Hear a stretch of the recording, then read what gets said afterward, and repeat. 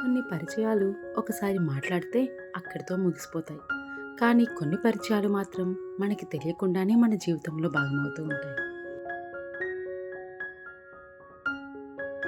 ఆ రోజు నేను అతని నెంబర్ నైబర్స్ అని సేవ్ చేసుకున్నాను. అలా మొదటిసారి అతని వాట్సాప్ స్టేటస్‌లు నాకు కనిపించడం మొదలైంది. అది టిక్‌టాక్ ఫేమస్ అవుతున్న టైం. తను టిక్‌టాక్ వీడియోస్ చేసేవాడు. అవి స్టేటస్‌లుగా పెట్టుకునేవాడు. ఒకరోజు అనుకోకుండా నేను అతని స్టేటస్ ఓపెన్ చేశాను. చూసిన వెంటనే నాకు అస్సలు నవ్వాగలేదు. అంత ఫన్నీగా అనిపించింది. నేను మా అమ్మగారికి చూపించి ఇద్దరం కలిసి కొంచెంసేపు నవ్వుకున్నాం. అప్పటికది ఒక ఎంటర్‌టైన్‌మెంట్ మాత్రమే. కొన్ని రోజుల తర్వాత ఒకరోజు నేను అప్పుడే నిద్రలేచి కూర్చున్నాను. వాళ్ళ అమ్మగారు వచ్చి మా అబ్బాయితో ఒకసారి మాట్లాడమ్మా అని మళ్ళీ ఫోన్ ఇచ్చారు. నేను మామూలుగా చెప్పండి అన్నాను. అప్పుడు మళ్ళీ అదే కాన్ఫిడెన్స్‌తో ఫాస్ట్‌గా ఇంగ్లీష్‌లో మాట్లాడడం మొదలుపెట్టాడు. మ్యాటర్ ఏంటంటే తన పాన్ కార్డ్ ఇంట్లో మర్చిపోయి వెళ్ళాడంట. అది ఫోటో తీసి వాళ్ళ అమ్మగారి మొబైల్ నుండి పంపించాలంట. నేను నా మనసులో మాత్రం మళ్ళీ ఇంగ్లీషా?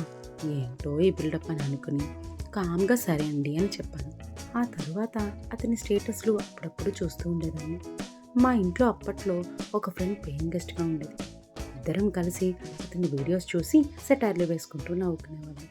అప్పుడు మాకది ఎదురింటబ్బాయి ఎంటర్‌టైన్‌మెంట్ మాత్రమే. నేను సండేస్‌లో కొంచెం త్వరగా లేచేదాన్ని.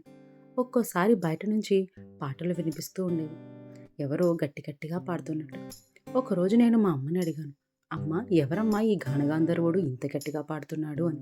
అప్పుడు మా అమ్మ నవ్వుతూ ఎదిరింటబ్బాయి రోజు బయటికి వెళ్ళేటప్పుడు షూస్ వేసుకుంటూ పాటలు పాడుకుంటాడు అని చెప్పింది.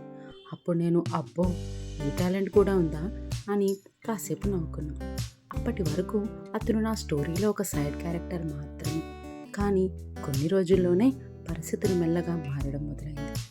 అతని మీద నాకు మొదటిసారి ఒక సాఫ్ట్ కార్నర్ డెవలప్ అయింది. ఎందుకంటే